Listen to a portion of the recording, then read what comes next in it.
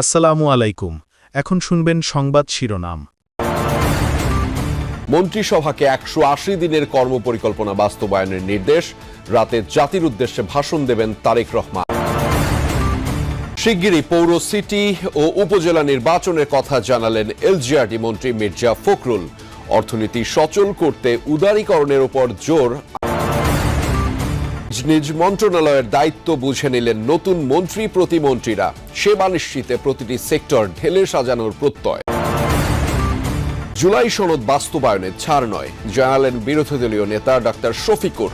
সংবিধান সংস্কার পরিষদের শপথ না নেয়ায় বিএনপির সমালোচনা। আকাশে পবিত্র রমজান মাসের চাঁদ, কাল থেকে শুরু হচ্ছে সিয়াম সাধনা। মসজিদে তারাবির প্রস্তুতি। এতক্ষণ শুনছিলেন সংবাদ শিরোনাম, এবার বিস্তারিত। জাতীয় স্মৃতিসৌধে ৭১-এর শহীদদের প্রতি গভীর শ্রদ্ধা জানিয়ে প্রথম কর্মদিবস শুরু করলেন প্রধানমন্ত্রী তারেক রহমান। প্রথমে সরকার প্রধানের পক্ষ থেকে, পরে মন্ত্রিপরিষদ সদস্যদের নিয়ে অর্পণ করেন পুষ্পস্তবক। এরপর বিএনপির প্রতিষ্ঠাতা ও সাবেক রাষ্ট্রপতি জিয়াউর রহমান এবং সাবেক প্রধানমন্ত্রী খালেদা জিয়ার সমাধিসৌধে শ্রদ্ধা নিবেদন করেন নতুন সরকারের সদস্যরা। রুহের মাগফিরাত কামনায় শামিল হন দোয়া ও মোনাজাতে। শপথ নেয়ার পরদিনই সাভার জাতীয় স্মৃতিসৌধে হাজির নবাগত প্রধানমন্ত্রী তারেক রহমান, সাথে পুরো মন্ত্রিসভা। ৭১ শহীদদের প্রতি শ্রদ্ধা জানান তিনি। কিছুক্ষণ নীরবে দাঁড়িয়ে স্মরণ করেন বীর শহীদদের।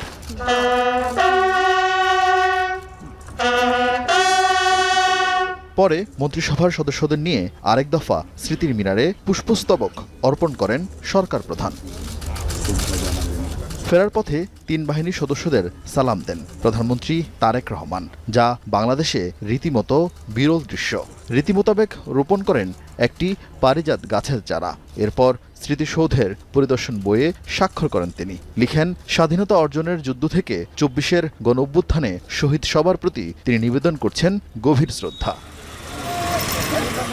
সেখান থেকে জিয়া উদ্যানের পথে রওনা হন প্রধানমন্ত্রী, কিন্তু সরকার প্রধানের চলাচলের জন্য বন্ধ ছিল না কোনো সড়ক। যানজট এড়িয়ে জিয়া উদ্যানে পৌঁছান নতুন সরকার প্রধান ও মন্ত্রিসভার সদস্যরা। সাবেক রাষ্ট্রপতি ও বিএনপির প্রতিষ্ঠাতা জিয়াউর রহমান ও সাবেক প্রধানমন্ত্রী খালেদা জিয়ার সমাধিতে পুষ্পস্তবক অর্পণ করেন দেশের ১১তম প্রধানমন্ত্রী। এরপর মন্ত্রিসভার সদস্যদের নিয়ে শরিক হন দোয়া ও মোনাজাতে।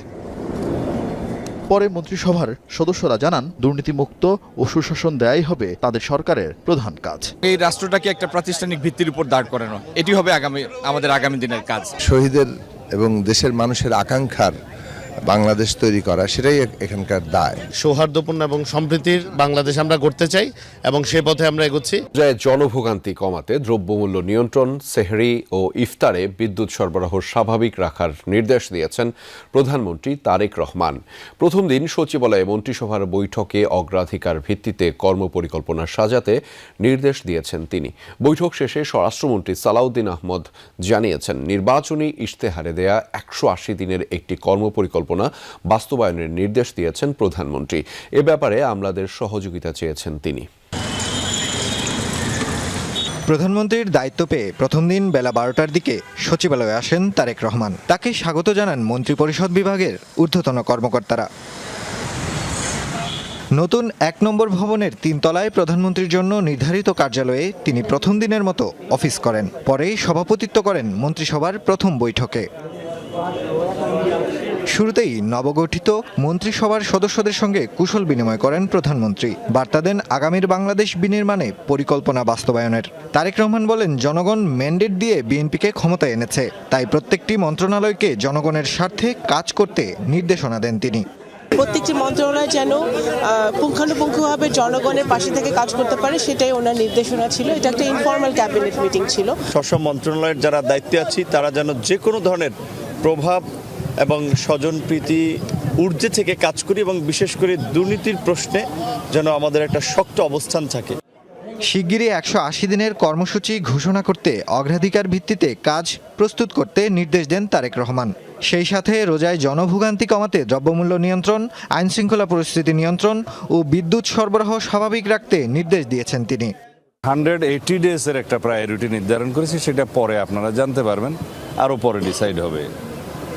সরকারের অগ্রাধিকার বিবেচনায় আমরা প্রাথমিকভাবে দ্রব্যমূল্য নিয়ন্ত্রণে রাখা, আইনশৃঙ্খলা পরিস্থিতি আরও উন্নত করা, রমজান উপলক্ষে দ্রব্যমূল্যের মূল্যকে নিয়ন্ত্রণে রাখা, বিদ্যুতের সরবরাহটাকে স্বাভাবিক রাখা, বিশেষ করে রমজানের তারাবির নামাজে যাতে কোনো কষ্ট না হয়।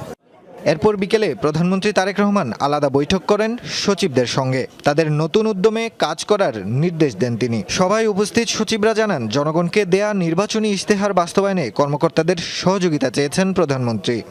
সকল সচিবরা যেন পেশাদারিত্বের এবং মেধাকে কাজে লাগে জনস্বার্থে দেশের জন্য ভালো কাজ করে, আমরা আপনাদের সহযোগিতা চাই। সন্ধ্যায় প্রথম দিনের অফিস শেষ করে সচিবালয় ত্যাগ করেন প্রধানমন্ত্রী তারেক রহমান। আইনের শাসন নিশ্চিত করে দুর্নীতি কমাতে চান নতুন মন্ত্রীরা।